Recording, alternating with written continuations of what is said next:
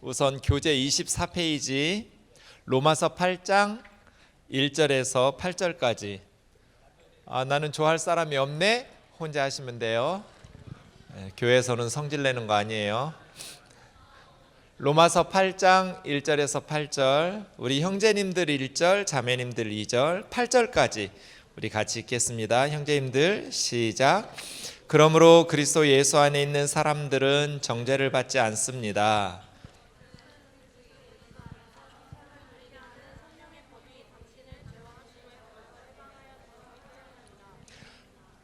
육신으로 말미암아 율법이 미혹해져서 해낼 수 없었던 그 일을 하나님께서 해결하셨습니다. 곧 하나님께서는 자기 아들을 죄된 육신을 지닌 모습으로 보내셔서 죄를 없애시려고 그 육신에 다 죄의 선고를 내리셨습니다. 그것은 육신을 따라 살지 않고 성령을 따라 사는 우리가 율법이 요구하는 바를 이루게 하시려는 것입니다. 육신을 따라 사는 사람은 육신에 속한 것을 생각하나 성령을 따라 사는 사람은 성령에 속한 것을 생각합니다. 육신에 속한 생각은 죽음입니다. 그러나 성령에 속한 생각은 생명과 평화입니다. 육신에 속한 생각은 하나님께 품은 적대감입니다. 그것은 하나님의 법을 따르지 않으며 또 복종할 수도 없습니다. 육신의 매인 사람은 하나님을 기쁘게 해드릴 수 없습니다. 아멘. 복습하겠습니다. 인생도 신앙생활도 두 개의 동사가 중요하다고 말씀드렸습니다. 하나님께서 우리에게 요구하시는 것 두 가지라고 어제 공부했는데요. 뭐였어요? 믿는다. 또 믿는다에 있어서 중요한 건 뭐예요? 무엇을 믿느냐? 목적어가 중요해요. 무엇을 믿는가? PPT 넘겨주세요. 네. 산다에 있어서 중요한 건 뭐예요? 어떻게 살 것인가? 무엇을 믿느냐에 따라서 뭐가 결정되냐면 구원이 결정돼요. 그렇죠? 무엇을 믿느냐에 따라서 제가 우리 할머니들 저희 교회에 80 넘으신 할머니들도 많으시거든요. 한나회라고 하는데요. 제가 한 달에 한 번씩 같이 식사를 해요. 다른 팀들하고는 밥을 안 먹는데 우리 권사님들하고는 나이 많으신 권사님들하고는 자주 식사해요. 그때마다 제가 가끔 해요. 권사님들 주무시고 나서 눈을 떴는데 어젯밤 잠잘 때 방 분위기가 아니고 뭔가 처음 보는 방 분위기면 죽으신 거라고. 돌아가신 건데 그때 권사님들 눈앞에 예수님이 안 보이고 뭔가 이상한 사람이 인상 쓰는 모습이 보이면 우린 망한 거라고. 맞잖아요. 어젯밤 잠잘 때 방 분위기가 아니고 처음 보는 방 분위기면 돌아가신 거거든요. 그때 예수님이 안 보이고 다른 사람이 인상 쓰고 우리를 바라보면 우리 망한 거거든요. 그래서 지금 신중하게 생각하셔야 된다고. 웃으시면서 이렇게 대답하세요. 목사님 아무리 그래도 우리는 예수님 믿는다고. 왜냐하면 매년 그냥 소천하세요. 어제까지 같이 예배 드리던 권사님들이 천국에 가세요. 매달. 그러니까 자기들 얘기인 거예요. 물론 젊다고 그래서 뭐 권사님들보다 더 오래 산다라는 보장은 없죠. 하나님 부르시면 언제든지 가야 되니까. 믿는다에 있어서 중요한 건 무엇을? 왜냐하면 그것에 의해서 영원한 삶이 결정돼요. 우리의 믿음의 대상은 누구예요? 가장 보통의 복음 유앙겔리온이라고. 유는 좋다 그 말이거든요. 앙겔리온은 뉴스, 소식, 좋은 소식, 굿 뉴스가 복음이에요. 문자적으로 하면 유앙겔리온, 좋은 소식. 이 세상 모든 사람들이 알아야 될 복음, 좋은 소식이 뭐예요? 한 단어로 말하면, 복음을 한 단어로 말하면 뭐예요? 뭐가 복음이에요? 예수예요. 예수님의 뉴스, 예수님의 소식이 좋은 소식이에요. 그렇죠? 복음을 두 단어로 말하면, 예수님을 두 단어로 말해서 복음을 설명해 보세요. 십자가와 부활이에요. 그렇죠? 그걸 풀어서 말하면 예수님이 우리 죄를 대신해서 십자가에서 죽으셨다. 그리고 사흘 만에 부활하셨다. 십자가만 이야기하면 안 돼요? 왜 부활까지 얘기해야 돼요? 복음에?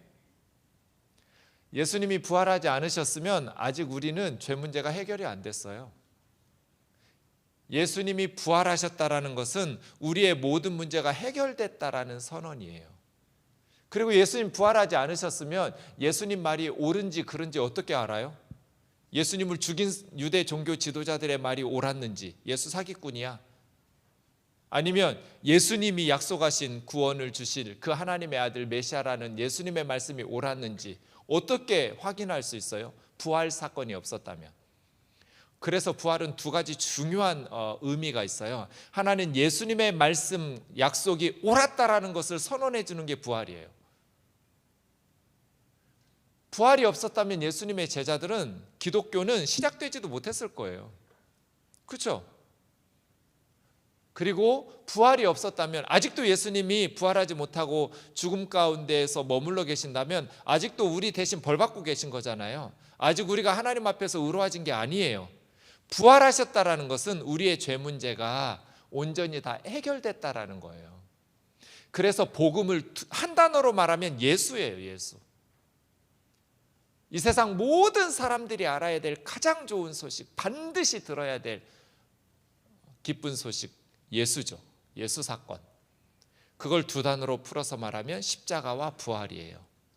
문장으로 말하면 예수님께서 우리 죄를 위해서 십자가에서 죽으셨다.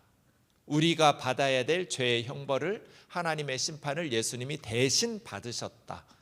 그리고 사흘 만에 부활하셨다. 이게 복음이에요. 그렇죠? 왜 그게 복음이에요? 왜 그게 좋은 소식이에요? 왜 예수님이 우리 죄를 대신해서 십자가에 죽으시고 부활하셨다라는 것이 세상 모든 사람들에게 좋은 소식이에요? 왜? 왜 예수 믿어야 돼요? 얘들아, 내가 설교 준비할 때는 2시간 설교하는 줄 알았어. 그런데 와보니까 2시간이 아니고 찬양이 40분이 있더라고. 1시간 20분으로 줄었어, 설교가. 그래서 내가 얼마나 어제 당황했겠어. 준비한 건 겁나 많은데 시간이 줄어들어가지고. 오늘도 그래. 설교가 갑자기 그렇게 줄어드는 게 아니잖아요. 그죠? 대답하라고. 왜 예수 사건, 십자가와 부활 사건이 복음이에요? 왜 그게 좋은 소식이에요? 왜? 천국 갈 수 있으니까. 정답, 구원 때문이에요. 누구든지 예수 그리스도의 복음, 십자가와 부활 사건을 믿으면 믿는 자마다 멸망하지 않고 영생을 얻을 수 있기 때문이에요. 이 복음은 모든 믿는 자에게 구원을 주시는 하나님의 능력이 되기 때문이에요. 여러분, 불이 나려면 산소가 있어야 돼요. 산소가 없으면 불이 날 수 없어요. 그래서 공기를 차단하는 거예요. 그럼 불이 꺼지죠. 그렇죠?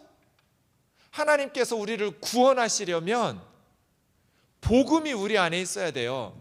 이름이 뭐지, 자매님? 겁나 예쁜 자매님. 문예은이. 예은이? 문예은? 하나님께서 예은이가 너무 마음에 들어. 하나님 보실 때 예은 자매가 너무 착하고 예쁘고 정말 너무너무 마음에 들어. 그런데 예수님을 안 믿어. 그리고 하나님 심판대 앞에 죽어서 왔어. 하나님께서 예은이를 천국에 보낼 수 있어요, 없어요? 너무너무 예쁘고 하나님 마음에 들어. 근데 예수님 안 믿었어. 복음을 받아들이지 않았어요. 그러면 하나님께서 예은이를 천국에 구원을 시킬 수 있는 힘이 있어요, 없어요? 하나님이니까 뭐든지 다 하실 수 있어요? 하나님 겁나 못하시는 거 많아요. 하나님 거짓말 못해요. 안 해요. 복음이 그런 거예요. 복음은, 이 예수 사건, 십자가와 부활의 복음은 모든 믿는 자에게, 어제 이게 에이스라고 그랬죠? 미치는. 하나님의 의가 복음 안에 있어요. 이 복음이 우리 속으로 들어와요. 에이스는 밖에서 안으로 들어가는 걸 에이스라고 그래요. 하나님의 복음을 받아들이면 하나님의 의가 믿을 때, 받아들일 때 리시브예요. 이게 은혜와 선물이잖아요. 은혜라는 말은 선물이라는 말이에요. 선물을 주면 예은이는 둘 중 하나 할 수 있죠. 리시브, 받아들일 수 있고, 리젝트, 거부할 수 있어요. 그렇죠? 예수 그리스도라는 복음이라는 선물을 하나님께서 세상 모든 사람들에게 주셨어요. 이처럼 사랑하셔서 독생자를 주셨단 말이에요. 주셨는데 사람들이 믿으면, 리시브, 예수 그리스도의 복음을 받아들이면, 하나님께서 이게 왜 복음이냐면 구원을 주시는 능력이 되기 때문이에요. 하나님께서 우리를 천국으로 들여보내시려면, 우리의 죄를 용서하시고 우리를 구원하시려면 우리 안에 예수 그리스도의 십자가와 부활 사건, 믿음으로 말미암아 그 복음을 그래서 믿는다라는 것은 사실은 받아들이는 선물을 받는 손 같은 거예요. 믿음이 우리를 구원하는 게 아니에요. 믿음으로 받아들인 예수, 우리가 믿음으로 받아들인 예수 그리스도의 십자가와 부활의 그 복음이 우리를 구원하는 거죠. 왜 예수 사건이 좋은 소식인가? 이 복음은 모든 믿는 자에게 구원을 주시는 하나님의 능력이 되기 때문이에요. 아무리 하나님께서 사랑하시고 아무리 하나님께서 원하셔도 이게 자유의지예요. 하나님께서 인간에게 주신 자유의지, 이것을 하나님 존중하세요. 저 같으면 사람들이 지옥에 가겠다고 고집 피우는 것까지 하나님께서 허락하지 않으실 텐데 하나님께서 허락하시거든요. 지옥에 가겠다고 고집 피워도 그 자유의지를 존중하세요. 그렇지 않으면 하나님께서 사람 왜 만드셨을까요? 여러분은 왜 살아요? 사람들이 이 마이크 왜 만들었을까요? 소리를 크게 해서 많은 사람 들을 수 있도록 마이크를 만들어요. 그죠? 근데 마이크가 막 보석으로 겁나 비싼 재료로 만들었는데 소리가 안 나. 이 마이크 어디다 써먹어요? 사람들이 선풍기 왜 만들어요? 시원한 바람 나오도록. 그런데 선풍기가 엄청 좋은 보석으로 만들었는데 팬이 돌아가지를 않아. 바람이 안 나와. 그럼 그 선풍기 어디다 써먹어요? 예전에 제가 오랫동안 저희 집에 선풍기가 목이 부러졌어요. 중국산이었는데요. 근데 목은 부러져서 아무 기능도 없어요. 뭐 타이머도 안 되고 회전도 안 돼요. 근데 바람이 잘 나와. 그래서 제 아내가 맨날 버리라고. 근데 제가 그거 한 10년 썼어요. 목 부러진 후에. 바람이 잘 나와. 선풍기 왜 만들어요? 바람 나오라고. 그죠? 하나님 우리 왜 만들었어요? 하나님께서 사람은 왜 만들었어요? 공부하라고? 회사 다녀서 돈 벌으라고? 하나님께서 저와 여러분을 왜 만드셨을까요? 대답하라고. 하나님 여러분 왜 만들었어요? 선풍기는 바람 나오라고 만들었어요. 마이크는 소리 확대하라고 만들었어요. 그럼 하나님 사람은 왜 만들었어요?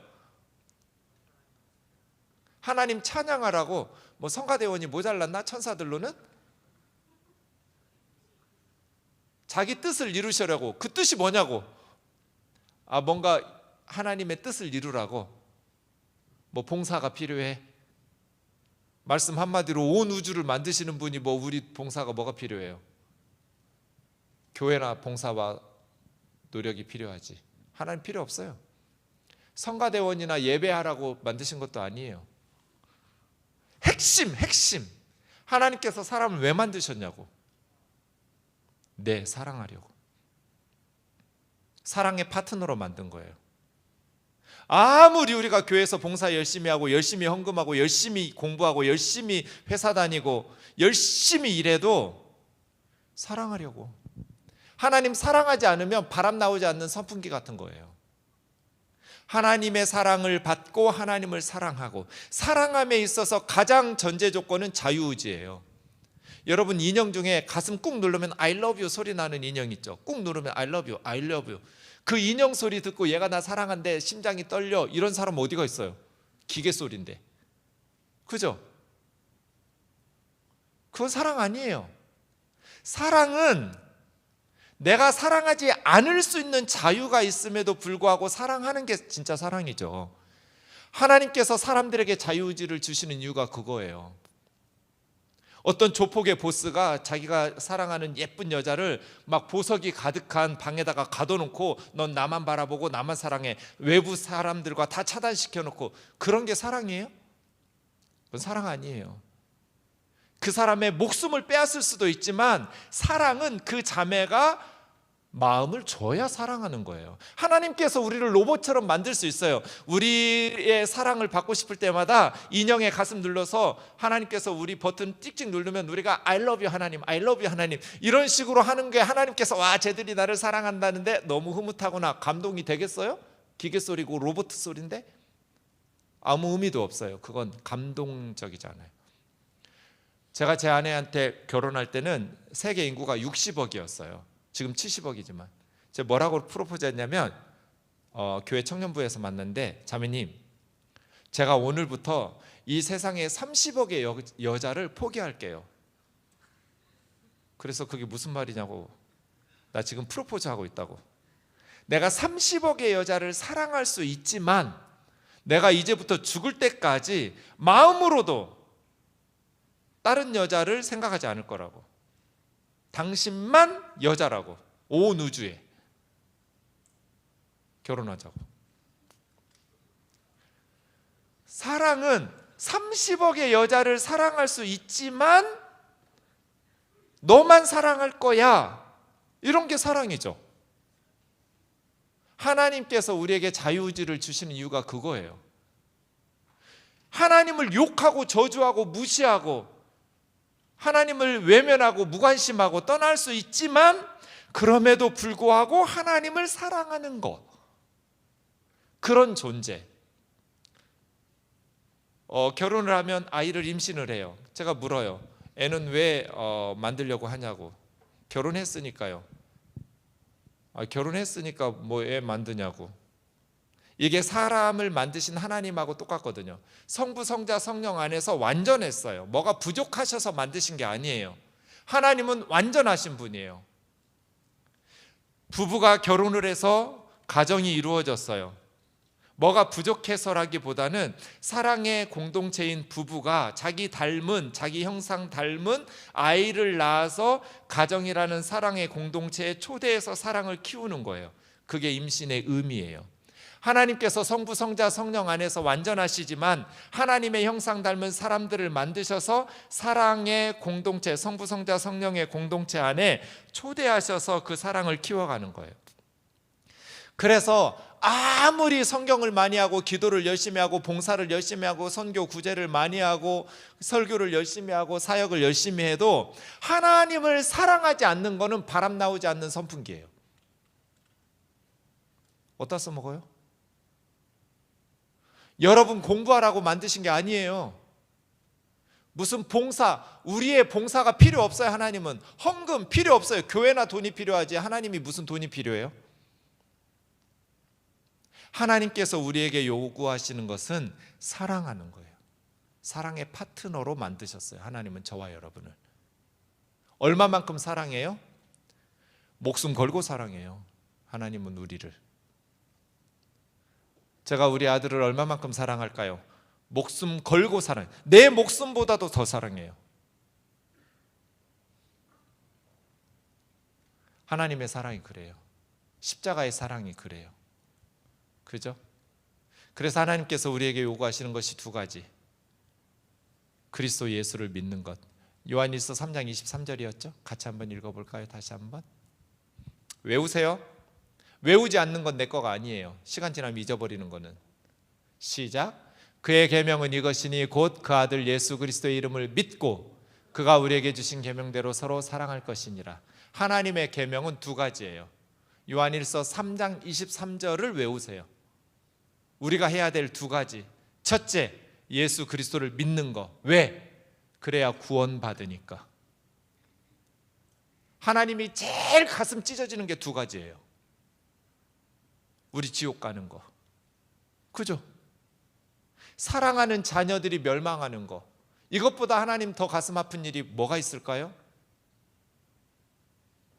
부모 앞에 자식이 하지 말아야 될 두 가지. 첫째, 망하는 거, 죽는 거. 부모보다 먼저. 하나님 앞에 가장 하지 말아야 될, 예수 믿지 않고 지옥 가는 거. 이것보다 하나님 가슴을 더 갈기갈기 찢어놓는 게 없어요.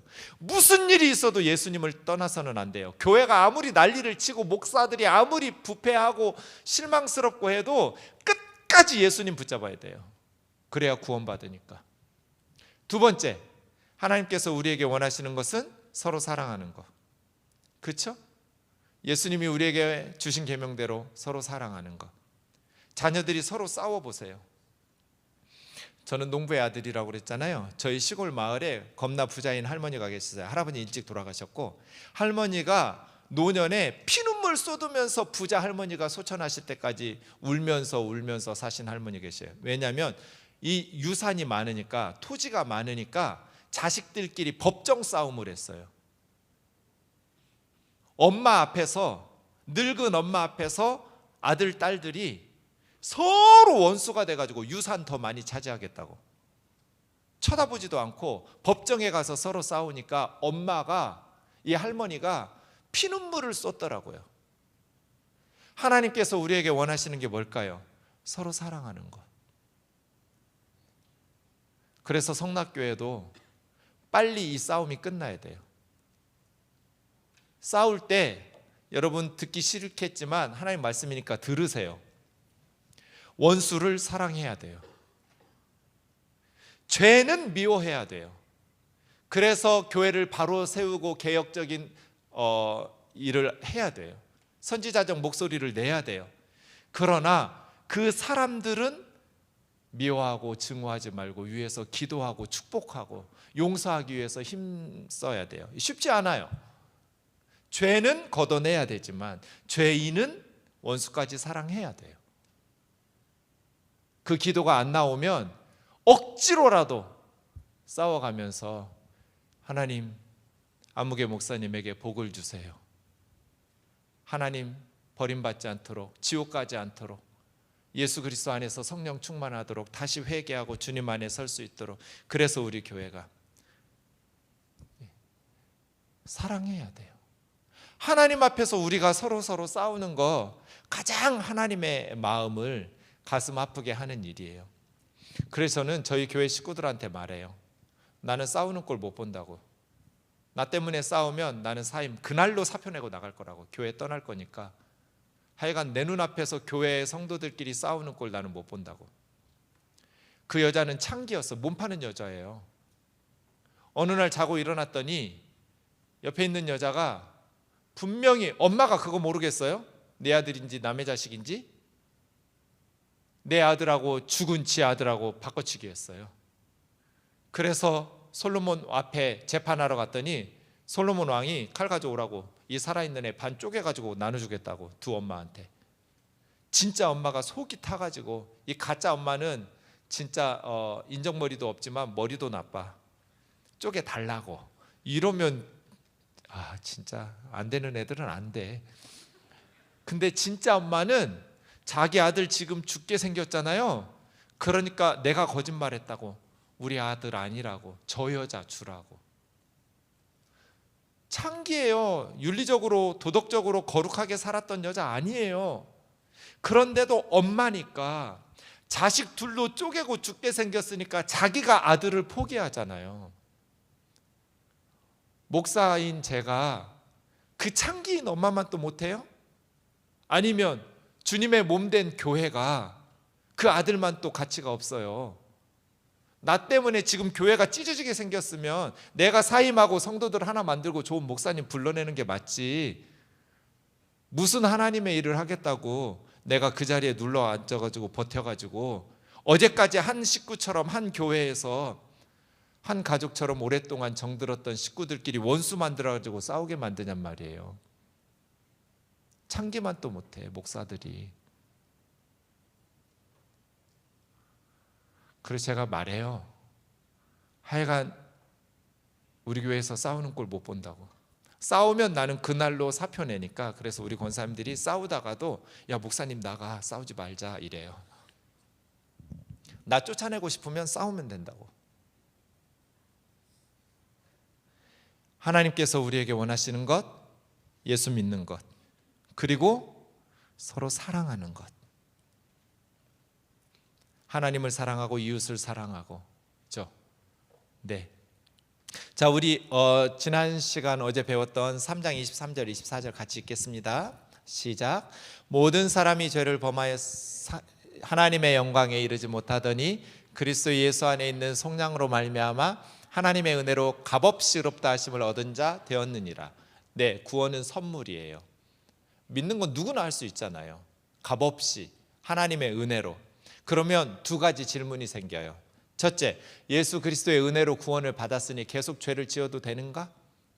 이제 죄에 대해서는 신경 쓰지 않아도 되는가? 둘째, 그럼 이제 율법은 아무 소용도 없는가? 율법에 대해서는 신경 쓰지 않아도 되는가? 첫 번째 질문에 대한 대답이 로마서 6장이고요. 두 번째 질문에 대한 대답이 로마서 7장이에요. 6장 보세요. 우리가 법 아래에 있지 않고 은혜 안에 있으니 계속 죄를 지어도 되는가? 메게노이토.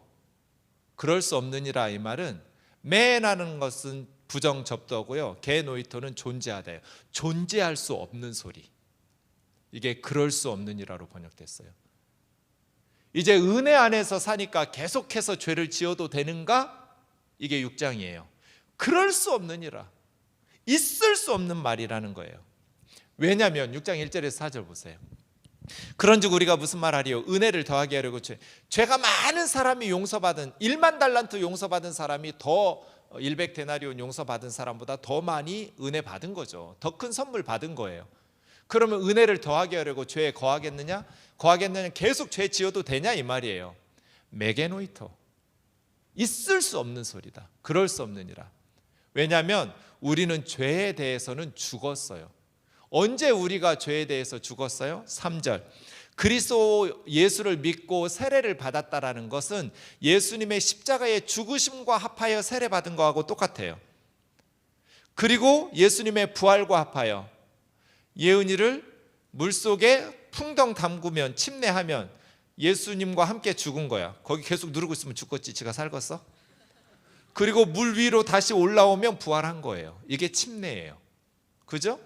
예수와 함께 죽고 예수와 함께 부활하는 거. 자, 죽은 건 무엇을 향해서 죽었어요?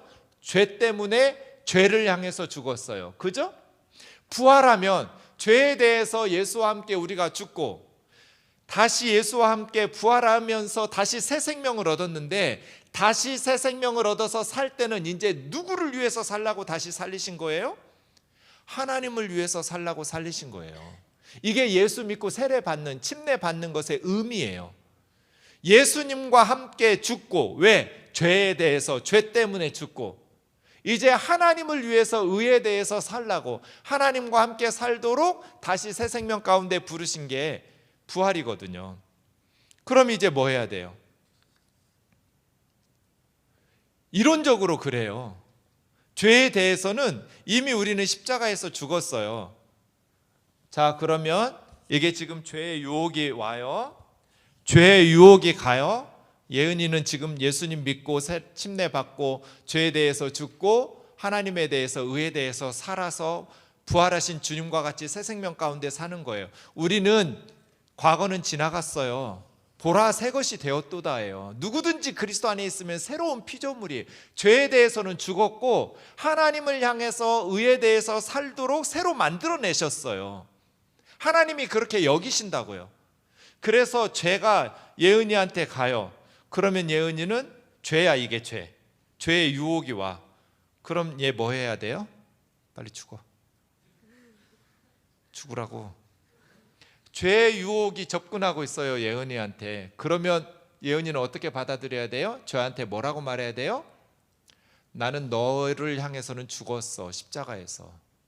죄의 유혹이 올 때 죽고, 그 다음에 하나님을 기쁘시게 하는, 하나님을 위해서 하나님을 영화롭게 하는, 하나님 기쁘시게 하는 일들이 와요. 그러면 계속 죽어 있으면 안 되죠. 살아나야 돼요.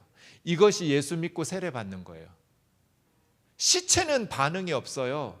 죄에 대해서는 우리는 시체예요. 죽었어요. 십자가에서 그리스도와 함께 못 박혀 죽었어요. 그리고 하나님을 향해서 하나님 기쁘시게 할 일들이 오면 우리는 살았어요. 이건 원리적으로 그래요. 그렇죠? 이론적으로 왜 우리가 계속해서 죄를 지을 수 없냐면 우리는 예수와 함께 죄에 대해서는 죽었기 때문이에요. 그런데 어떻게 계속 죄를 지으면서 머물러서 살아요? 원리적으로, 교리적으로. 예수 믿고 침례 받았다라는 것은 죄 때문에 죄에 대해서는 죽었다는 거예요. 그리스도와 함께 십자가에 못 박혀 죽었어요. 우리가 실제로 죽었다는 게 아니라 하나님께서 우리를 죽은 사람으로 여기셔요. 그래서 우리는 죄에 대해서는 죽고 이제 의에 대해서 하나님을 향해서 새로운 피조물로 빚어져서 하나님 기쁘시게 할 일들을 위해서는 새롭게 살아난 거예요. 은혜 안에 있으니까 계속해서 죄를 지어도 돼. 죄는 이제 신경 쓰지 않아도 돼. 그럴 수 없느니라. 우리는 그럴 수가 없어요. 두 번째, 율법. 이것이 7장이에요. 율법에 대해서는 그럼 우리는 이제 신경 안 써도 되나? 복음만 믿으면 되나? 그럼 율법이 죄인가? 그럴 수 없느니라. 율법으로 말미암지 않고는 내가 죄가 무엇인지 알지를 못했을 거다. 예컨대 율법이 탐내지 말라. 탐내지 말라는 게 10계명의 몇 번째 계명이에요? 탐내지 말라는 게 10계명에 있는 줄은 알고 있었지?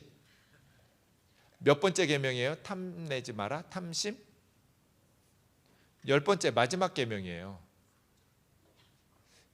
이 10번째 탐내지 말라라는 계명이 왜 사도 바울은 이게 죄라는 걸 몰랐을까요? 율법에서 죄라고 말해주지 않았으면?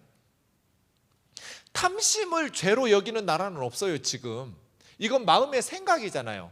아, 저거 가지고 싶다, 탐난다. 이게 죄예요? 아, 예은아, 진짜 네 볼펜 가지고 싶다. 안 돼요, 목사님, 내 거예요. 말도 못해? 그냥 탐난다고. 말까지 괜찮아요. 우리나라도. 이거 죄 아니에요. 경찰이 안 잡아가요. 그죠? 근데 성경은 이걸 죄래요. 남의 것 탐내지 마라. 이게 10계명의 마지막 10번째 계명이에요. 여러분, 10계명의 핵심은 제가 어느 날 신명기 묵상하다가 그냥 하나님께서 율법을 즉흥적으로 이렇게 그때그때 주신 게 아니구나. 원칙이 있구나. 구체적인 원리가 뭐냐면요, 타인의 권리 존중이에요. 다른 사람의 권리를 존중하는 것. 이 10계명의 10번째 계명은 구체적으로 남에게 피해를 주는 게 아니에요. 남의 것을 가지고 싶다고 해서 도둑질을 하거나 강도짓을 하거나 이래야 남에게 피해가 주죠. 그냥 마음의 생각만 가지고 무슨 피해를 줘요? 아, 저 볼펜 가지고 싶다. 이건 남에게 구체적으로 피해를 주지는 않기 때문에 사도 바울이 성경이 율법이 탐심이 죄라고 말씀하지 않았다면 나는 탐심이 죄라는 걸 몰랐을 거다. 맞죠? 이 생각이니까. 행동으로, 액션으로 이렇게 남에게 피해 주는 게 아니니까. 근데 율법은 남의 것 탐내지도 말라는 거잖아요. 타인의 권리 존중. 이래서 4계명은 하나님의 권리 존중, 우상 숭배하지 말라는 거잖아요. 5계명은 부모의 권리 존중, 부모 공경하라. 6계명은 남의 생명 존중, 살인하지 마라. 7계명은 여러분 간음에 대해서 이야기할 때 왜 간음이 죄냐면 남의 배우자, 내 몸의 성적 권리는 내가 가지고 있는 게 아니에요. 내 배우자가 가지고 있는 거예요. 그래서 그 사람의 권리를 착취하기 때문에 죄라고 말해요. 결혼 안 했어도 타인의 권리 존중이에요. 미래의 배우자, 나는 독신으로 살 건데 그래도 미래를 어떻게 알아? 그래서 성적인 관계는 부부 사이에만 가능해요. 이렇게 말하면 우리 청년들이 저한테 되게 답답하다고 말해요. 그러거나 말거나.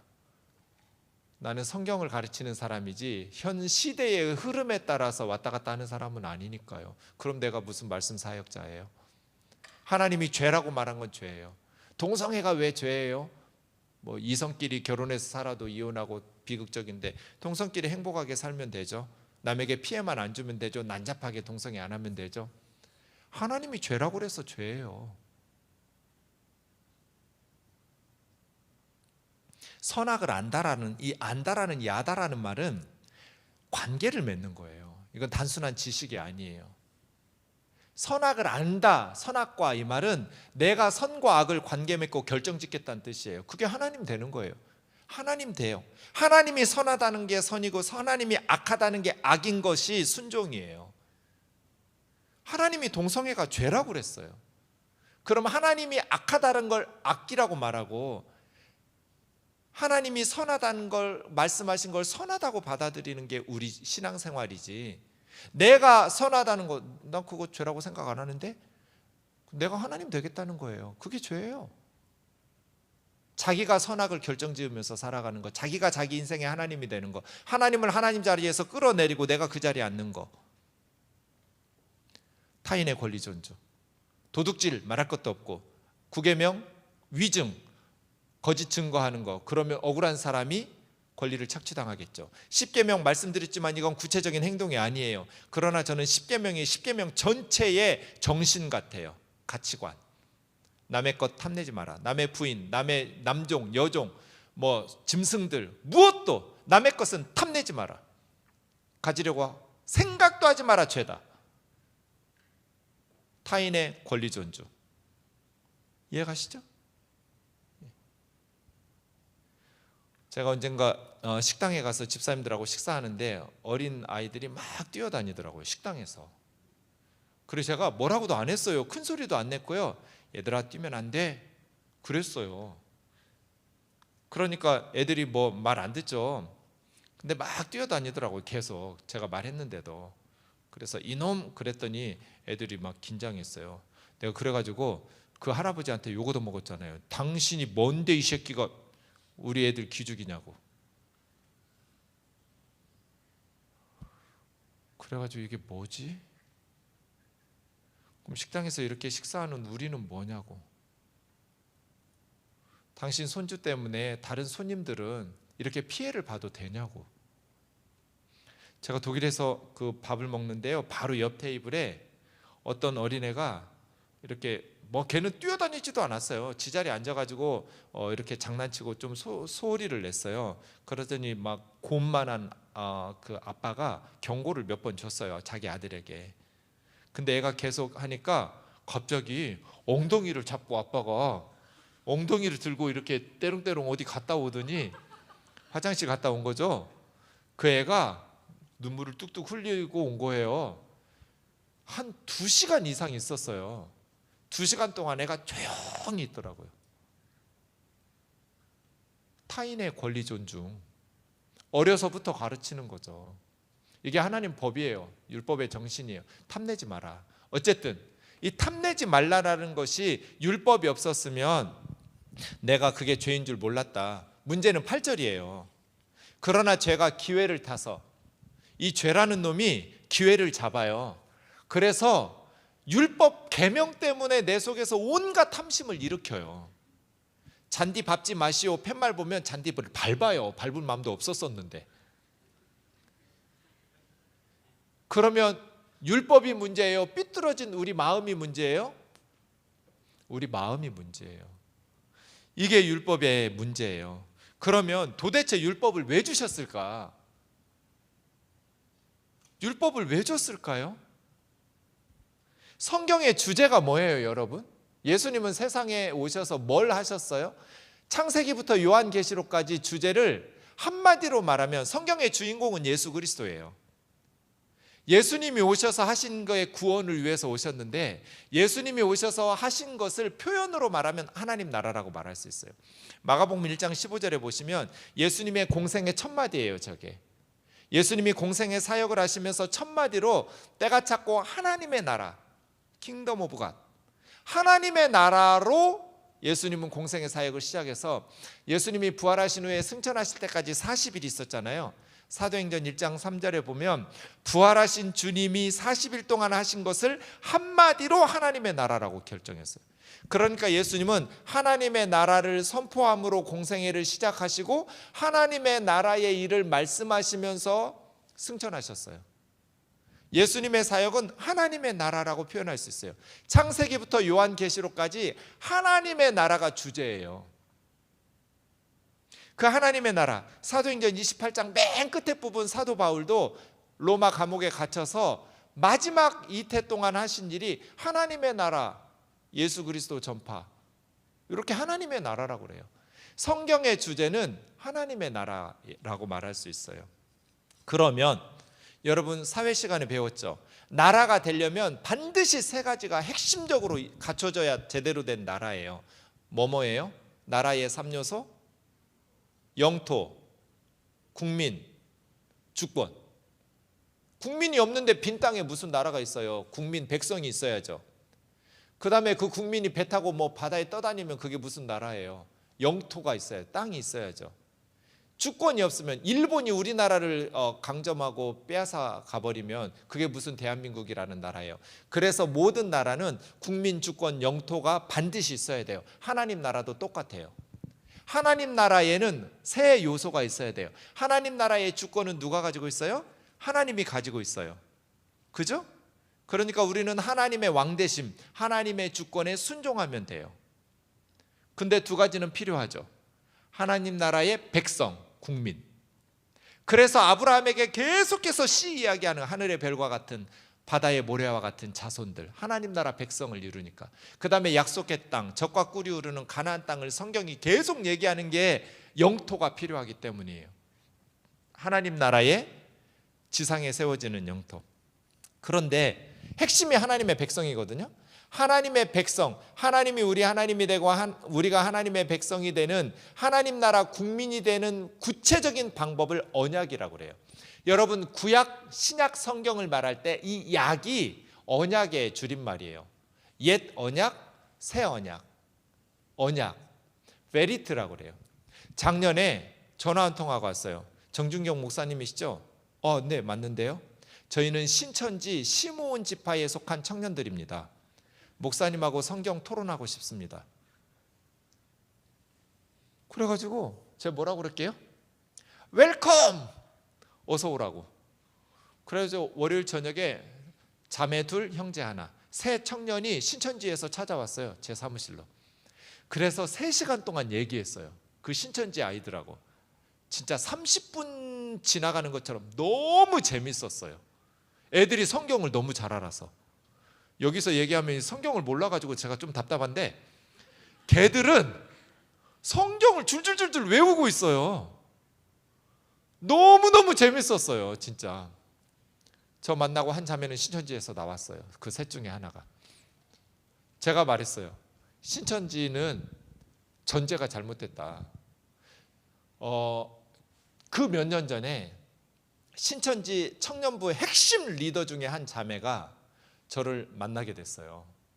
그래가지고 억지로 만났어요. 지인이 이단이라고 하도 하니까 만나기 싫은 목사를 만났는데, 만나서 저랑 성경 공부하게 됐는데, 뭘로 성경 공부할까요? 묻길래 아무거나 나는 해도 된다고. 그랬더니 걔는 리더니까 청년부 리더들에게는 이만희 교주의 주일 설교 원고를 주더라고요. 프린트해서. 좋네, 그걸로 공부하자고. 나랑 만나서 주일에 신천지에서 예배하고 주중에 나랑 일주일에 한 번씩 만나서 그 자매하고 그 설교 원고를. 제가 그래서 이만희 교주가 엄청 무식하다는 걸 알았어요. 그 설교 원고를 몇 주 동안 읽으면서. 너무너무 무식한 사람이에요.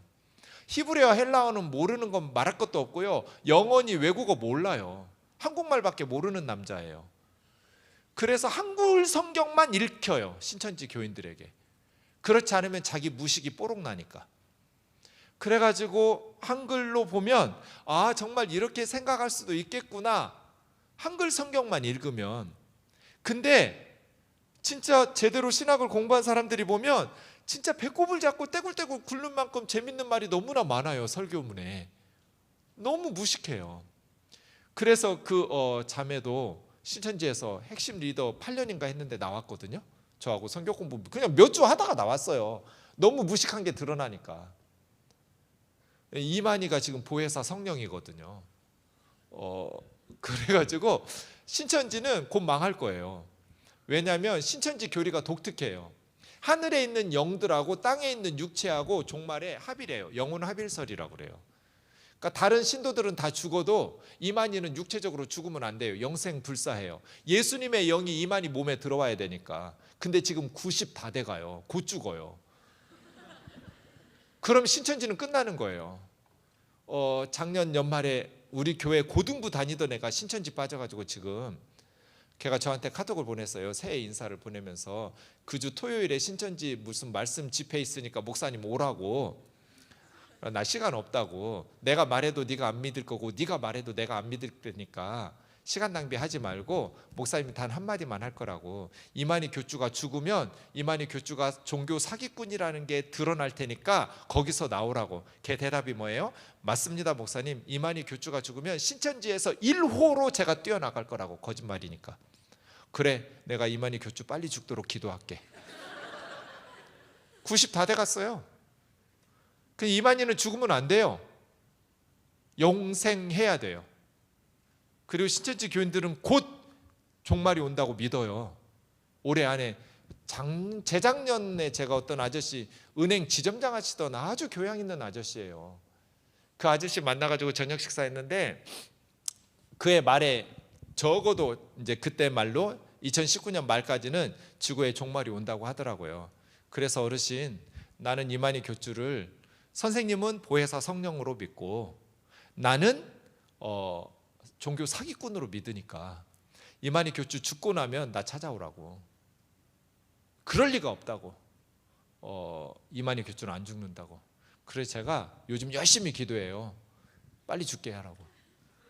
아니면 회심하고 그냥 나 교주 아니라고, 재림 예수 아니라고, 보혜사 성령 아니라고 그냥 실토하든지 그럼 더 좋고.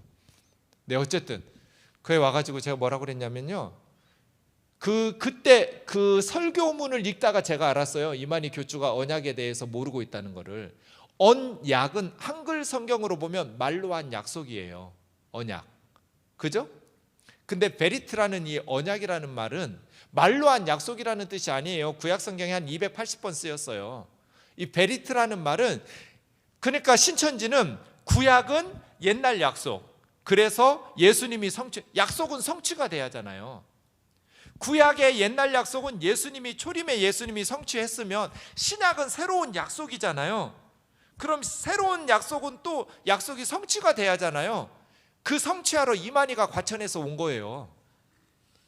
이게 신천지의 교리예요. 구약의 약속은 초림의 예수님이 성취했고, 신약 성경의 약속, 언약은 말로 한 약속이니까 신약 성경의 약속은 이만희가 성취한다. 그래서 제가 그랬어요. 그 세 명한테, 저 찾아온 애들한테, 언약은 그런 뜻이 아니다. 언약은 결혼식 하는 것 같은 거다. 실질적으로 조약이 체결된 거다. 언약을 그래서 영어는 프라미스라고 안 한다. 올드 프라미스, 뉴 프라미스 그렇게 안 한다. 커버넌트라고 한다. 테스터먼트라고 하든지, 실질적으로 국가 간의 동맹 조약을 맺든지, 어린 아이들을 입양해서 법적으로 내 아들 딸이라고 법적 조약을 맺든지, 사랑하는 두 연인이 결혼해서 결혼식을 해서 법적인 부부가 되는 조약을 체결한 걸 언약이라고 그런다. 이건 약속이 아니다. 구약은 이미 하나님과 이스라엘 백성들이 하나님 백성 되기로 언약을 맺은 거고, 신약은 예수 그리스도 안에서 우리가 하나님의 백성 되도록 언약을 맺은 거지, 하나님의 백성 되고 하나님의 신부가 된 거지 했더니, 갑자기 저는 진짜 진지하게 말했는데 그 세 명이 빵 터졌어요. 깔깔깔. 목사님, 그러면 구약 성경은 옛날 결혼식, 신약 성경은 새로운 결혼식, 언약이 결혼식이면 그렇게 불러야겠네요? 그래서 제가 그런 거야. 그때 애들이 막 배를 잡고 웃더라고요. 근데 애들이 갑자기 얼굴이 하얘졌어요. 바로 1분도 안 걸렸어요. 제가 예레미야 31장 31절에서 34절 찾아보자고 그랬거든요. 예레미야 31장 31절에서 34절 보세요. 여호와의 말씀이니라. 이거 새언약 이야기하는 아주 유명한 본문이거든요. 찾아볼 것도 없었어요, 사실은. 왜냐하면 애들이 줄줄 외우고 있었어요. 성경 박사들이에요. 걔들은. 이스라엘 집과 유다 집의 새 언약을, 언약 나왔죠? 베리트. 이 언약은 내가 그들의 조상들의 손을 잡고 애굽에서 인도하였던 날에 맺은 것. 그러니까 출애굽할 때 언약을 맺었죠. 이때 십계명 주셨거든요. 시내산 언약. 언약을 맺은 것과 같지 아니할 것은 내가 그들의 남편이 되었어도. 하나님이 이렇게 말씀하시잖아요. 시내산 언약을 통해서 내가 이스라엘 백성의 남편이 됐다. 언약은 그런 거예요. 하나님이 이스라엘의 남편이 되고 이스라엘은 하나님의 신부가 된 거예요. 법적으로, 공식적으로. 그들이 언약을 깨뜨리고 우상 숭배하면서 바람나서 떠나버린 거잖아요. 그죠? 그런데 33절, 새로운 언약을 맺을 때는 나는 그들의 하나님이 되고 그들은 내 백성이 돼. 이게 언약의 공식 문구거든요. 그러니까 하나님 나라 백성을 만드는데 이게 그냥 말로 왔다 갔다 하고, 하나님은요 예은이하고 그냥 쿨하게 만났다가 마음이 틀어지면 헤어지는 쿨한 관계를 원치 않아요. 법적이고 공식적으로 부부가 되기를 원해요. 내가 너희 하나님 되고 너희는 내 백성이 되는데, 하나님 나라 백성, 국민이 되는 데 있어서 목숨을 걸어버려요. 사랑하던 연인이 사랑하다가 뭐 마음에 안 들으면 쿨하게 헤어지고, 그렇게 부담 없는 관계 맺는 걸 하나님 원치 않으신다고요. 언약은 그런 거예요. 언약 잠깐 살펴보고 갈게요. 그래야 율법이 무엇인지를 알 수 있어요. 출애굽기의 구조를 보시면 세 부분으로 이루어져 있어요. 1장에서 18장까지는 10가지 재앙하면서 홍해 건너고 출애굽이에요. 그 다음에 19장에서 24장이 시내산 언약이에요. 여러분, 십계명이 성경에 두 군데 나와요. 출애굽기 20장 그리고 한 군데는 신명기 5장.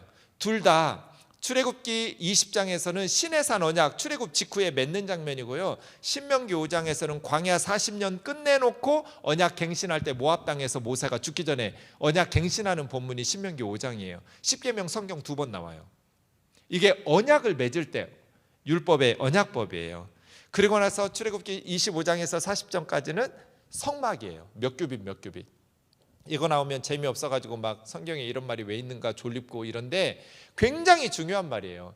여러분, 저 세 가지 중에 몇 번째가 제일 중요할까요? 출애굽이 중요할까요? 시내산 언약이 중요할까요? 성막론이 중요할까요? 색깔로 표현해놨잖아요. 왜요?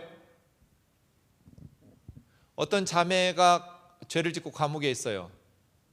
그래서 제가 그 자매를 사랑해서, 제가 총각이었다면 그 자매의 보석금을 내주고 자매를 감옥에서 끄집어내서 결혼해서 부부가 되었어요. 그러면 이제 부부가 결혼했으면 신혼집이 필요하죠. 그래서 전셋집을 얻어서, 아니면 집을 사서 들어갔어요. 이 세 가지 사건 중에 결혼하기 위해서 감옥에서 끄집어낸 거죠. 결혼했으니까 같이 살려고 신혼집을 준비한 거죠. 결혼해서 부부가 된 사건이 가장 중요한 거죠. 출애굽기는 그렇게 되어 있어요. 1장에서 18장까지 출애굽을 왜 했어요? 언약을 맺어서 나는 너희 하나님, 너희는 내 백성. 그랬으니까 하나님 성막이 또 필요하죠. 이스라엘 백성들 가운데 하나님의 집, 신혼집처럼. 그래서 이스라엘 백성하고 하나님께서 언약을 맺는데요. 출애굽기 19장부터 24장까지예요. 매우 중요한 본문이에요. 애굽에서 나온 지 3개월 되던 때 2달 동안 시내산까지 오는데 걸렸어요. 그리고 3개월이 되던 날 시내 광야에서 시내산에서 장막을 쳤어요. 출애굽기 19장 3절에 보시면 여호와께서 산에서 불러 이스라엘 자손들에게 말하고 모세가 중재를 해요. 하나님과 이스라엘 백성 사이에 중매쟁이로 왔다 갔다 해요. 그러면서 4절에 보면 세 과정을 얘기해요. 애굽의 10가지 재앙이나 홍해, 그 다음에 광야에서 시내산까지 독수리 날개로 업어서 이곳까지 인도했다. 그리고 언약의 조건을 5절 상반절에서 말해요. 내 말을 잘 듣고 나와 언약을 지키면, 나하고 언약을 맺으면, 나랑 결혼하면, 그 다음에 언약의 약속을 해요. 너희는 나의 소유. 이 소유라고 번역된 말이 깨졌는데요. 세굴라라고 그래요. 세굴라. 이 번역 겁나 마음에 안 들어요. 세굴라라는 말은 다른 모든 성경에서는 다, 영어 성경, 일본어 성경, 독일어 성경, 중국어 성경, 프랑스어 성경, 스페인어 성경까지 다 조사해 봤어요. 다 보석으로 번역했어요. 보물. 여러분, 예은아 나랑 결혼해줘. 너 나와 결혼해주면 내가 평생 너를 내 소유물로 여길게. 얘가 결혼하겠어요? 내가 네 소유야? 물건이야? 안 하죠. 하나님께서 지금 프로포즈하고 있는데 너희는 모든 민족 중에서 내 소유로 삼을게. 감동 안 하죠? 세굴라라는 말은 보석이라는 뜻이에요. 가장 소중하게 여길게. 눈에 넣어도 아프지 않은 보석처럼 사랑할게. 이게 세굴라예요. 세굴라. 보석이에요. 가장 소중한 존재. 너희 나랑 언약을 맺으면 내가 세계 모든 민족 중에서 너희를 가장 보석처럼 귀하게 여길게. 또 너희는 제사장 나라가 되고 거룩한 백성이 될 거다. 나랑 언약 맺을래? 나랑 결혼식 할래? 그래서 이스라엘 백성들이 7절에서 25절 보면 모세를 통해서 예 할게요. 그래가지고 하나님께서 16절부터 보시면 빽빽한 구름 속에 나타나셔서 이스라엘 백성들 신부 입장, 그 다음에 하나님께서 시내산에 신랑 입장 강림하시면서 십계명을 주셨어요. 그게 출애굽기 20장이에요. 십계명을 직접 하나님께서 말씀하시니까 이스라엘 백성들이 너무 두려웠어요. 하나님 목소리를 들으니까 막 죽을 것 같아서 모세에게 중재 요청을 했어요. 당신이 말하면 우리가 들을 거라고. 그래서 십계명은 하나님이 직접 들려주셨고 21장부터 23장까지 나머지 율법은 모세를 통해서 중재해서 주셨어요. 그리고 24장의 언약식이에요. 언약은 두 부분으로 이루어져 있어요. 하나는 내용적인 측면과 하나는 언약식, 예식적인 측면, 결혼식이 있잖아요. 혼인 신고, 법적인 측면이 있고 결혼 예식이 있듯이 24장 1절부터 보시면 모세와 장로 70명, 아론 나답 아비후 두 아들 하나님 경배하고 모세가 하나님께 올라갔어요. 3절 하나님께서 주신 말씀을 가지고 모세가 내려서 백성들에게 말했더니 우리가 하나님의 말씀을 준행하겠다고 1차 맹세했어요. 그리고 나서 4절 제단을 쌓고 이제 거기다가 짐승제사 드리려고, 그리고 12개의 돌로 기둥을 세워놨어요. 12지파니까 12개의 돌기둥을 세웠는데 얘들은 증인이에요. 결혼식에 가면 부조하고 축의금 내고 밥 먹으러 가는 거 아니에요? 신랑 신부 서약하는 것 증인으로 거기까지는 듣고 나서 밥 먹으러 가야 돼요. 이 12가지의 돌이, 기둥들이, 돌은 썩거나 사라지는 나무하고 다르잖아요. 영원한 거니까 하나님하고 이스라엘 백성들이 언약을 맺은 맹세하고 서약한 거를 증인으로 보고 들은 거예요, 돌들이. 그리고 나서 24장 5절에 보면 아직 출애굽한 지 2달밖에 안 되고 3개월 되던 때여서 제사장 제도가 없었나 봐요. 청년들이 번제와 화목제를 드렸어요. 번제라는 것은 불로 태워서 바친 제사라는 의미가 아니에요. 원래는 올라라는 히브리 말은 홀 오퍼링 번트라고 그래서 모두 다 불태워서 바치는, 번제는 그런 뜻이에요. 성경에서 불로 바치는 제사를 화제라고, 불화자를 써서 다시 말해요. 그 단어하고 달라요. 번제는 5대 제사, 번제, 소제, 화목제, 속죄제, 속건제 중에 번제는 자신의 모든 것을 태워 바치는 거예요. 이장희의 노래 중에 나 그대에게 모두 드리리, 이게 번제예요. 다 불태워 바치는 거. 똥하고 오물 빼고는 그 짐승 다 갖다 바쳐요. 하나님 앞에 모든 걸 다 드리겠다고 번제, 올라예요. 화목제는 샬롬이 평화잖아요. 그거의 복수 형태예요. 셜라밈, 하나님과 우리 사이를 화목하게 하는. 번제와 화목제를 소 잡아서 드렸어요. 소 여러 마리 잡았어요. 그리고 나서 번제와 화목제를 드렸는데 하나님께서 서약을 하세요. 6절에 보면 그 피를 절반으로 나눴어요. 반은 여러 양푼, 저 양푼 비빔밥 하는 그 바켓스예요. 여러 바켓스에 소의 피를 반절은 담고 그 소의 피의 절반은 그 번제단 주변에 뿌렸어요. 이 번제단 주변에 피 절반을 왜 뿌렸을까요? 하나님이 맹세하는 거예요. 내가 너에게 하나님 역할, 남편 역할 죽을 때까지 한다고 했는데 그 하나님 역할 제대로 안 하면 나는 피 쏟고 죽을 거야 하고 맹세하는 거예요. 지금 하나님이. 그리고 나서 6절에 보시면 다시 모세가 언약서를 가져다가 읽어요. 언약서를 가져다가 읽는데 이 언약서는 7절에 보시면 4절에서 기록하라고 그랬잖아요. 그래서 이제 언약서가 돼서 낭독했더니 2차 맹세, 잘 기록됐다고, 우리가 하나님 말씀대로 순종하겠다고 맹세해요, 이스라엘 백성들이. 그래서 8절 모세가 여러 양푼에 담아두었던 절반의 피를 가지고 백성들에게 뿌려요. 언약의 피래요. 하나님하고 언약 맺는데 이 피는 왜 뿌렸을까요? 하나님하고 약속한 이 언약을 깨뜨리고 하나님을 배신하면 피 쏟고 죽겠다고 맹세하는 거예요.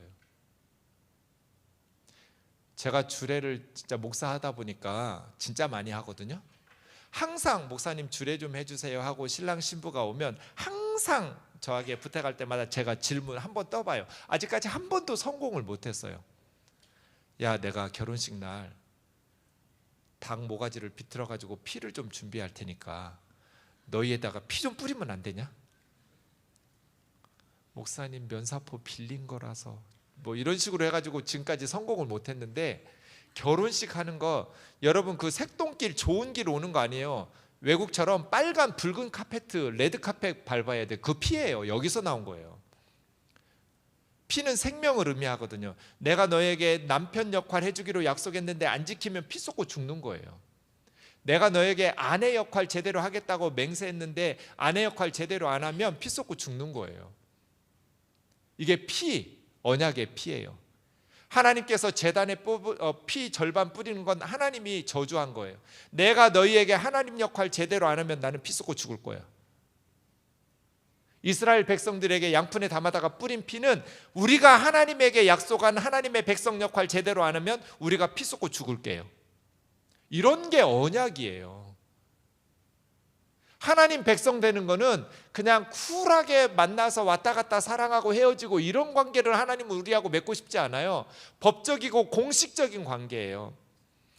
그 다음 9절에서 11절은 피로연이 있죠. 결혼식 끝나면 잔치하잖아요. 하나님 보면 원래 다 죽는다고 그랬는데 여기서는 하나님 보고 먹고 마셔도 안 죽어요. 결혼식 후에 피로연. 이게 딱 시내산 언약하는 장면이 결혼식 같아요. 그런데 하나님이 바람났어요? 이스라엘 백성이 바람났어요? 이 언약을 누가 깼어요? 내가 그들의 남편이 되었어도 그들이 나를 버렸어요. 이스라엘 백성들이 깼어요. 그럼 누가 피 쏟고 죽어야 돼요? 이스라엘 백성이 피 쏟고 죽어야 돼요. 그런데 이스라엘 백성들이 피 쏟고 죽어서 지옥에 가면 아무 희망이 없어요. 그래서 누가 대신 피 쏟고 죽어요? 예수님이 우리 대신.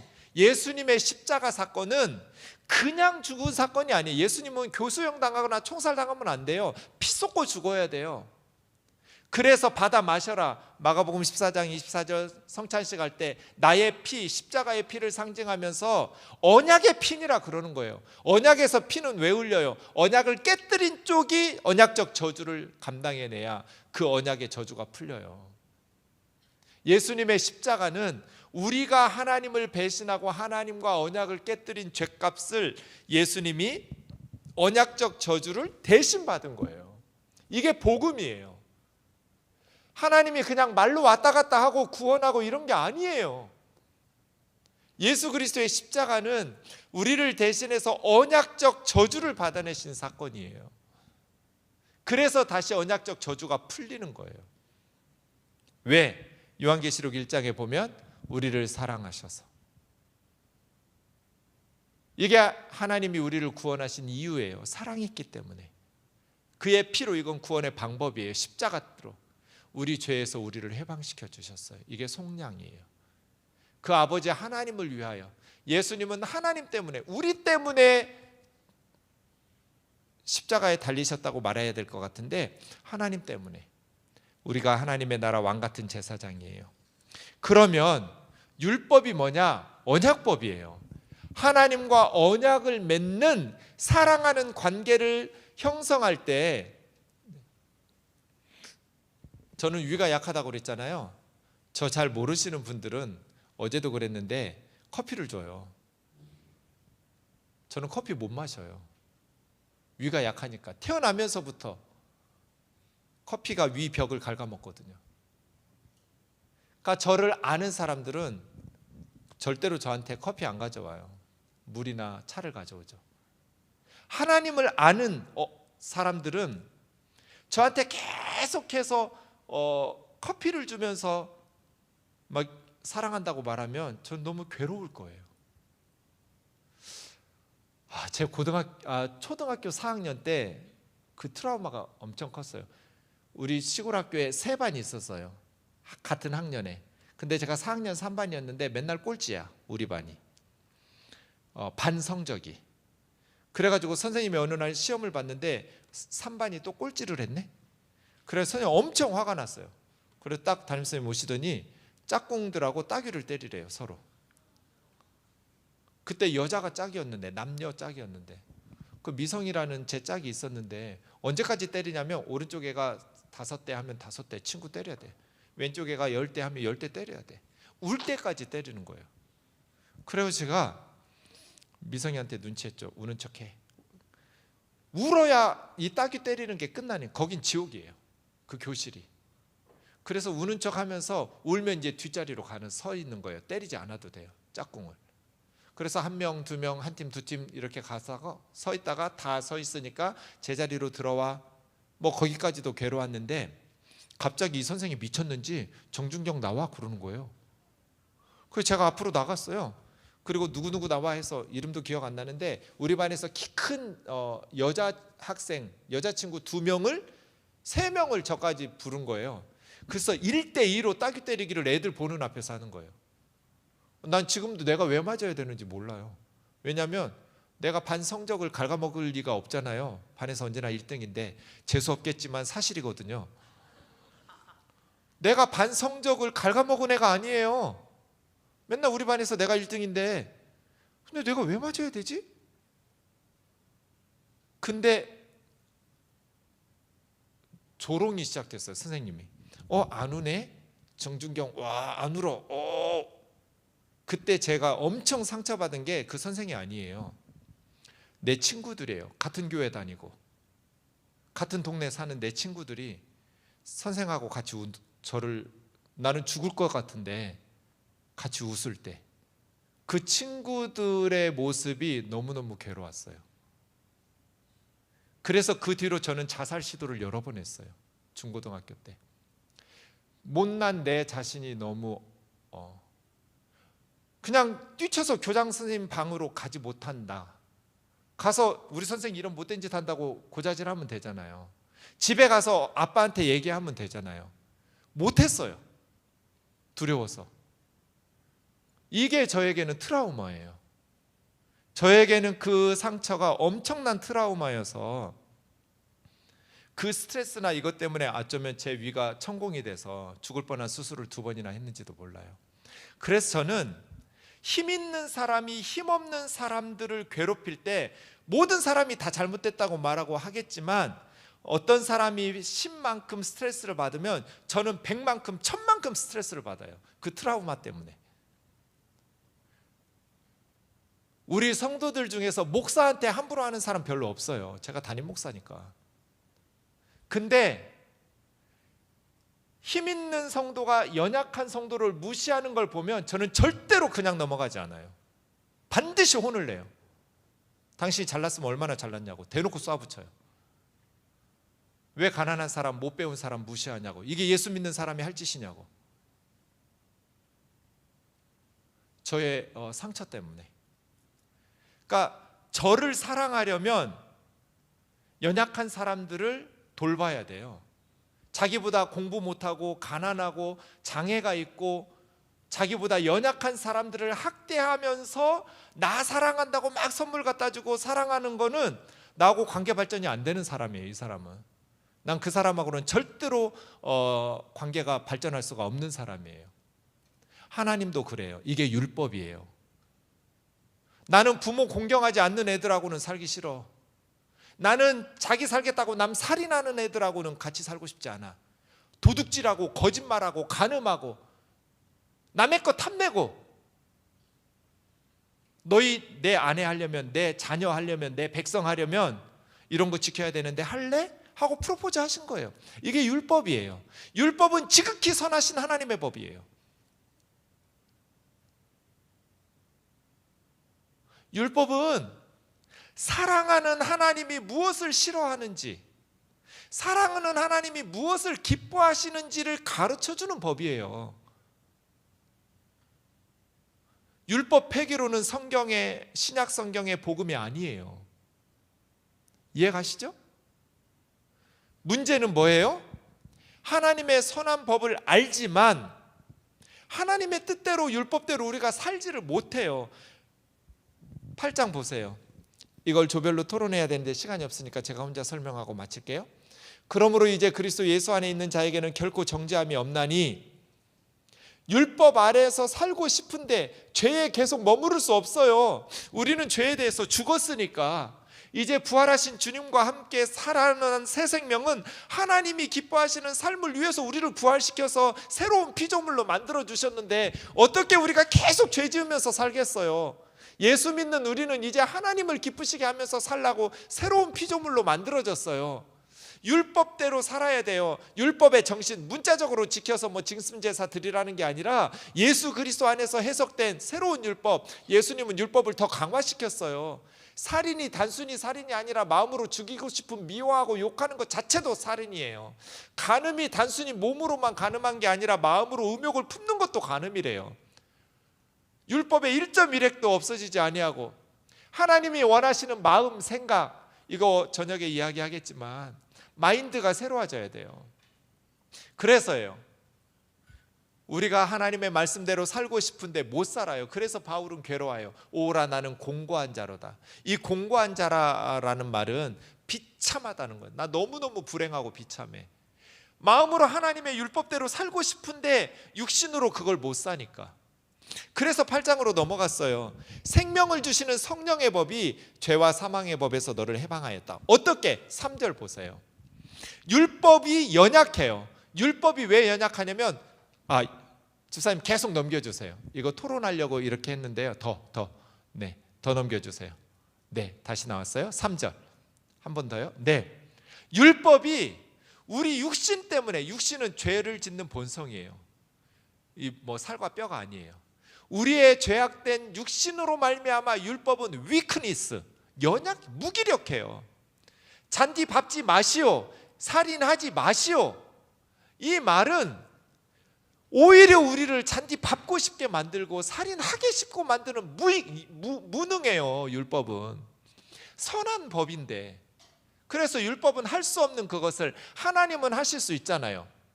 하나님은 어떻게 하실 수 있어요? 예수 그리스도에게 예수님의 몸에, 예수님의 육신에 죄를 뒤집어 씌워서 십자가에 죽이시고, 이제 그리스도인들이 자신의 죄악된 본성인 육신을 따르지 않고 예수님의 영, 성령을 따라 행하는 우리에게 율법의 요구가 이루어지도록 하나님은 하신다. 그래서 정답이 뭐냐면 성령이에요. 우리의 힘으로는 하나님의 율법, 하나님의 말씀을 지켜 살지 못하지만 성령을 따라 살 때 우리는 하나님의 율법을 이루어지게 하는 거예요. 뭐부터 바뀌냐면 5, 6, 7절 보면 생각부터 바뀌어요. 성령을 따르겠다고 생각해요. 성령의 사람들은 죄악된 육신의 생각은 하나님과 원수되지만 성령의 생각은 생명과 평안을 줘서 하나님을 따르게 해요. 그래서 마지막 8절은 육신에 있는 자들은 하나님을 기쁘시게 할 수가 없어요. 육신에 있는 자들은. 그래서 이제는 우리는 노력을 통해서, 다짐을 통해서 율법의 요구를 이루어지고 거룩하게 살 수 있는 것이 아니라 성령을 따를 때 율법의 요구를 이루면서 살아가요. 예를 들어 볼게요. 제 파이프 오르간 보면서 되게 부러웠어요. 제 아내가 저거 전공했거든요. 근데 저거 전공하고 이렇게 하다 보니까 차가 필요해요. 그래서 저는 늘, 지금은 제가 차가 없는데 결혼할 때 제 아내가 프라이드를 사가지고 왔어요. 시집을 왔어요. 새 차를 뽑아가지고 자기가 샀으니까 결혼할 때 가지고 왔어요. 그래서 하얀색 프라이드가 있었어요. 제가 늘 목회자들에게, 목회자들은 그랜다이저 같은 거 타지 말고 프라이드가 있어야 된다고, 목사의 프라이드가 있어야 돼서 차도 프라이드를 사야 된다고 그러면서 타고 다녔거든요. 근데 어느 날 처가에 가서 자고 아침에 딱 나왔는데 갑자기 우리 주차장에 제대로 주차했거든요. 갑자기 차 키가 안 들어가요. 거기에 나무 같은 게 잔뜩 들어 있었어요. 새 차였는데 누가 못 같은 걸로 앞문 뒷문을 싹싹 긁었어요. 여러 줄을. 그리고 앞에 범퍼도 조로처럼 Z를 크게 긋고요. 조수석도 앞문 뒷문을 다 긁었어요. 그래서 진짜 제가 죽을 것 같았어요. 이 새 차를 어떤 놈이 못으로 긁어놓은 거예요. 그때는 제가 운전을 못해서 아내가 운전하고 저는 조수석에 있었는데 너무너무 흥분을 가라앉힐 수가 없었어요. 이놈 내가 잠자지 말고 새벽에 한번 나와봐서 그 목 긋고 있을 때 뒷목을 잡아가지고 언제 잠을 안 자고 언제 그럴 줄 알고 그렇게 차를 지키겠어요? 경찰서에 데려가서 콩밥을 먹였어야 되는데 막 흥분하고 있으니까, 그때만 해도 제 아내가 초보여가지고 가만히 좀 있으라고, 사고 날 것 같으니까.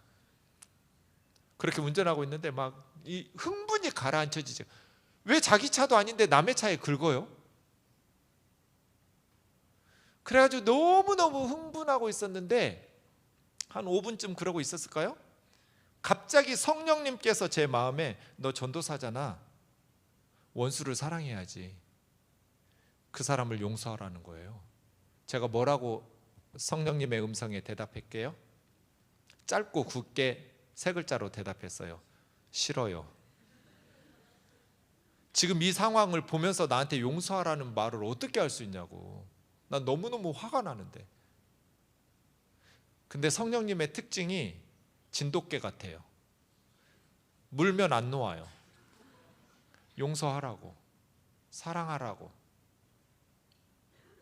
그래서 제가 너무 괴로웠어요, 조수석에서. 그래서 뭐라고 기도했냐면, 알았다고, 하나님은, 성령님은 하나님이시니까 나를 억지로 강제로라도 바꿔놓을 수 있지 않냐고. 나는 하기 싫으니까 내 마음을 강제로라도 바꿔놓고 사랑하고 용서하게 하라고. 하고 나서 계속해서 욕했어요. 이 새끼, 진짜 나쁜 놈. 너무너무 화를 냈어요. 근데 제 마음이 봄눈 녹듯이 갑자기 기적처럼 녹아내렸어요. 그건 기도한 게 아니잖아요. 그냥 억지로, 성령님이 저를 너무 괴롭히니까 억지로 내 마음 바꿔놓고 하시라고 하고 난 계속 욕하고 있었단 말이에요. 그런데 1분도 안 걸려서 제 마음에, 그렇게 기도했는데, 근데 극과 극은 통하잖아요. 막 극적으로 욕하다가 이제 제 마음이 극적으로 변했어요. 너무너무 기쁨이 밀물듯이 찾아왔어요. 그래가지고 제가 막 찬송을 하면서 조수석에서 막 그 사람, 막 이렇게 긁어놓은 인간 같으면 예수를 안 믿는 게 분명한데 예수 믿게 해달라고, 십자가의 기도가 저절로 나와요. 이 차 주인인 내가 괜찮다니까, 우리가 괜찮으니까 주님도 벌하지 말라고, 용서해 달라고, 예수 안 믿으면 예수 믿게 해달라고. 이런 아들을 낳은 부모는 예수 안 믿을 가능성이 아주 높은데 그 부모까지 예수 믿게 해주시고 형제 자매들 다 예수 믿게 해달라고 몇 년 동안 기도했어요. 그리고 옆에서 너무 기쁘니까 막 찬송을 하니까 제 아내한테 또 혼났어요. 왜 그러냐고, 이제는 또 가만히 좀 있으라고, 사고 날 것 같다고. 이게 제가 처음으로 성령을 체험한 사건이에요. 전도사 때. 저는 싫었어요. 용서하기 싫어. 그런데 성령님께서 용서하고 위에서 축복하고 기도하라고 할 때 억지로 기도했어요. 성령님이 내 마음 바꿔놓고 그렇게 하라고. 그 이후로 저는 성령을 따라 사는 것이 무엇인지 배우게 됐어요. 성령님께서 성경을 통해서, 하나님의 말씀을 통해서 우리에게 분명하게 명확하게 말씀하시는 것들, 내가 고집 피우지 않고 성령을 따라 행할 때마다 나의 본성적으로는 불가능한 것들이 성령의 은혜와 능력으로 이루어지더라고요. 이게 성령을 따라 행하는 사람들이에요. 우리의 육신으로 할 수 없는 그것을 하나님은 하세요. 성령을 우리 안에 주셔서 우리를 통해서. 몇 년 전에 시골에 우리 어머님 혼자 사시는데 강도가 들었어요. 밤에 칼을 어머니 목에 대고 70이 넘은 이 할머니를 3시간 동안 묶어놓고 60만 원 현금하고 보석들 뭐 다 가져가고, 우리 어머니를 알몸으로 벗겨놓고 여성으로서는 감당할 수 없는 몹쓸 짓을, 강도 짓을 하고 갔어요. 제가 진짜 죽을 것 같았어요. 어머니 때문에. 우리 어머니가 몇 년 동안, 시집 올 때부터 그 집에서 살았는데, 물론 중간에 초가집으로 시집 왔다가 기와집으로 새로 지은 집이지만 그 집터에서 수십 년 사셨는데 몇 년 동안 그 집을 못 들어가셨어요. 두려워서. 어머니가 정신적인 문제가 생겼어요. 강도를 만난 이후로. 어머니를 외국에 누이집으로 보내고 서울에 와서 오랫동안 치료하고 돌본 후에 지금 다시 시골에 사세요. 서울이 답답해서 못 살아요. 이사하려고 했는데 서울을 적응을 못 하셔가지고, 그래서 지금 시건장치를 엄청 많이 해놓고 동네에 CCTV 다 달아놓고, 그런데 성령님께서 그 강도를 위해서 기도하래요. 찢어 죽이고 싶은데, 우리 어머니에게 강도짓하고 몹쓸짓한 그 놈이 내 눈앞에 있으면 저는 찢어 죽였을 거예요. 그런데 성령님이 용서하래요. 그 영혼 불쌍히 여기며 기도를 하래요. 멸망하지 않도록 그 죄인도 회개하고 예수 믿고 구원받도록 기도하래요. 제가 싫다고 그랬어요. 내가 목사이지만 나 그러고 싶지 않다고. 성령님은 진돗개 같이 용서하라고, 기도하라고, 축복하라고. 그래 제가 너무 괴로워하면서 기도했어요. 그랬더니 서서히 제 마음이 변화됐어요. 성령에 따라서. 그리고 어머니를 찾아갔어요. 엄마, 우리 동네에 어떤 할머니 할아버지도 강도를 만나면 안 됐어. 그런데 누군가가 한 사람이 꼭 강도를 만나야 된다면 엄마가 강도한테 당한 게 맞아. 내가 기도하다가 그걸 깨달았어. 어머니가 깜짝 놀랐어요. 왜? 우리는 하나님 믿으니까. 예수 믿지 않는 다른 사람들은 더 괴롭고 힘들 테니까. 예수님의 위로와 기도를 받는 우리가 누구도 당하면 안 되지만 누군가가 강도를 꼭 만나야 된다면 예수 믿는 우리가 당하는 게 맞아. 그 이후로 그 지역에 동네마다 CCTV를 다 달았어요. 우리 어머니 사건 때문에. 하나도 없었어요. 그래서 매년 도둑놈들이 곡식을 막 가져가고 그랬어요. 트럭 가지고 와가지고 고추 걷어가고. 근데 그 뒤로 그 잠도둑이 아주 잡도둑들이 사라져 버렸어요. CCTV를 동네마다 다 달아놔가지고. 엄마, 누구도 강도를 만나면 안 되지만 이제 나는 그 강도를 위해서 기도하기 시작했어. 찢어 죽이고 싶은 마음이 있지만 용서하고 축복하면서 기도하라고 성령님이 말씀하셔서 엄마도 그렇게 기도하라고. 우리의 본성을 거스르지만 육신을 따르지 않고 성령을 따라 행하는 자들이 이 세상에 하나님의 일들을 이룰다. 우리 힘으로 할 수 없는 그것을 성령은 하신다고. 그래서 생명을 주시는 성령의 법이 죄를 짓고 사망에 이르게 하는 죄와 사망의 법에서 우리를 해방시킨다고. 예수 믿는 사람들은 성령을 따라 살아가는 사람들. 성령을 따라 살지 않으면 하나님을 기쁘시게 할 수 없느니라. 우리는 우리 마음대로 사는 사람들이 아니라 하나님의 영이신 성령을 따라 사는 사람들이라고. 율법의 요구를 이루면서 살아가는 사람들이라고. 하나님을 기쁘시게 하면서 살아가는 것이 가능하다고. 우리가 육신을 따라 살면 그게 불가능하지만 성령을 따라 살기 시작하면 가능해져요. 성령 안에서. 저 CCC 출신이라고 그랬잖아요. 김중근 목사님 제자 중에 대학원생이었는데 유부남인 교수하고 바람이 났어요. 목사님한테 상담을 왔어요. 김중근 목사님 뭐라고 말했을까요? 헤어져라, 회개해라. 목사님, 저는 그 남자 없으면 죽을 것 같아요. 못 헤어지겠어요. 금식하면서 기도하고 헤어져라. 이 자매가 금식하면서 기도하고 교수님을 찾아갔어요. 교수님, 이 관계는 아닌 것 같아요. 이제 나는 교수님 없으면 죽을 것 같았었는데 기도하면서 회개하고 하나님께로 돌아가고 교수님도 가정으로 돌아가라고. 그랬더니 그 교수님이 그랬대요. 나도 너 부담스러웠다고. 자매들이여, 형제들을 믿지 마시오. 이게 인간이에요? 진짜 나쁜 놈. 우리가 성령을 따라 살기로 결단하고 생각하고 성령 앞에 도우심을 구하고 성령을 따라 행하면 거룩하게. 성령이 우리에게 원하시고 요구하시는 것은 성경을 통해서, 말씀을 통해서 너무나 명확해요. 성령을 따라 행하라.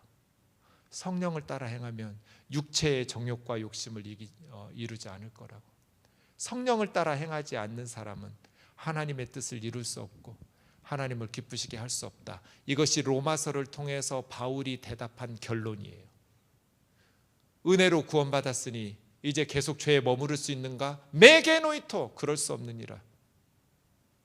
이제 우리가 은혜로 구원받았으니 율법은 무시하면서 우리 마음대로 살아도 되는가? 메게노이토, 그럴 수 없느니라. 그런데 나는 마음으로는 하나님 기쁘시게 하면서 거룩하게 살고 싶은데 내 안에 있는 또 다른 죄의 법이 나를 질질질 끌고 다녀요. 그래서 곤고하고 불쌍하고 비참해요. 그럴 때 8장으로 넘어와서 성령을 따라 행하라. 성령의 도우심을 구해라. 성령을 따라 행하면 성령께서 우리를 생명의 길로, 참된 평안의 길로 인도하실 거라고. 시간이 좀 지났는데 우리 같이 기도하죠. 누구든지 그리스도의 영이 없으면 그리스도의 사람이 아니에요. 예수 그리스도를 영접할 때 우리 모두 안에 성령이 계셔요. 성령이 우리 안에서 영으로 기도하게 하시고 찬송하게 하시고 예배하시고 예수님 믿게 하시고 예수님 앞에 예배하게 하시죠. 성령을 따라 행할 수 있도록 육신으로 할 수 없는 그것을 성령이 하시고 육신으로 행할 수 없는, 율법이 할 수 없는 무능한 그것을 성령이 하신다고. 이제 우리가 성령 안에서 지금 우리가 순종해야 할 것들을 생각하면서 성령을 따라 행하는 그리스도인 되도록 우리 같이 말씀을 붙들고 기도하기를 원합니다. 같이 기도하겠습니다.